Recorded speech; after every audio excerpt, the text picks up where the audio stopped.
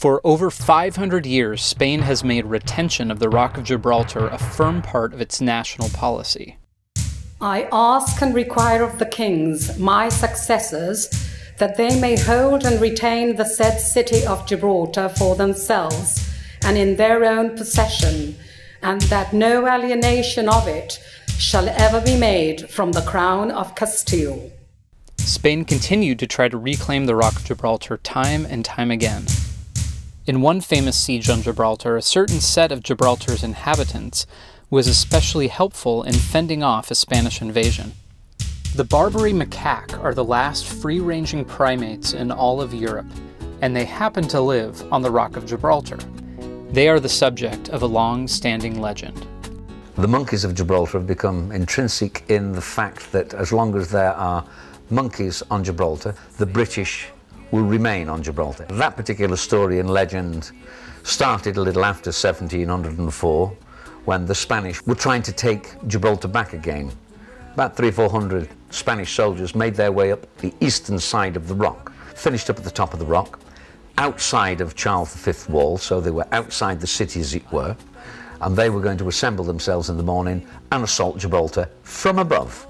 The story goes that they disturbed the monkeys, and the monkeys kicked up such a lot of noise that it alerted the sentries that there was somebody out there. The sentries themselves alerted the garrison below that there were troops above. They alerted the garrison, big fight, we won, they lost. They went straight into history that if it wasn't for the apes, we'd have been overrun from above. Then what went and happened during the Second World War, rumours were started over on the other side of the border that the apes were dropping in number, and there was only 3 or 4 of them left.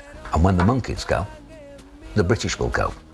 The reason they were doing this at the time then was we were assembling lots of troops here, lots of aeroplanes, lots of ships, and we were moving to North Africa to fight Rommel in the Desert War and then move into Europe from the bottom, as it were. All of these troops that were in here were listening to these rumours.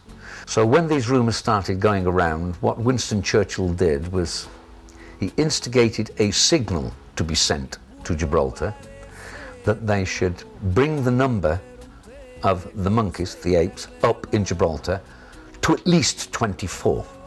To belay all these fears of they will disappear without trace and the British will go. Well, once again, the historical side of it becomes big, that, if the Prime Minister of England will stop a war, as it were, he didn't stop anything, but he will do that, then it's great. So morale comes up because everybody hears about this. You make it known to everybody what Winston Churchill's just done. So the 30,000, 40,000 troops over here are really pleased. They don't mind going to war that way because this is going to stay British all the time. In 53, Queen Elizabeth came to the throne. In 54, she went on her world tour. She came to Gibraltar. And when she came to Gibraltar, she brought with her children, Princess Anne and Prince Charles. They came here to Gibraltar, and what came with them was that wonderful thing called Path News. They were followed and travelled around with all this news correspondence, taking black and white photographs for newspapers, but Path News also followed them and filmed it.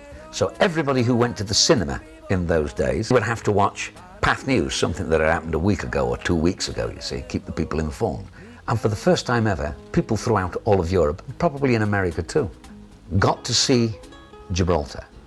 They got to see the Queen of England and her children with the monkeys on the Rock of Gibraltar, and the legend was thrown at them that as long as the monkeys remain on Gibraltar, so will the British.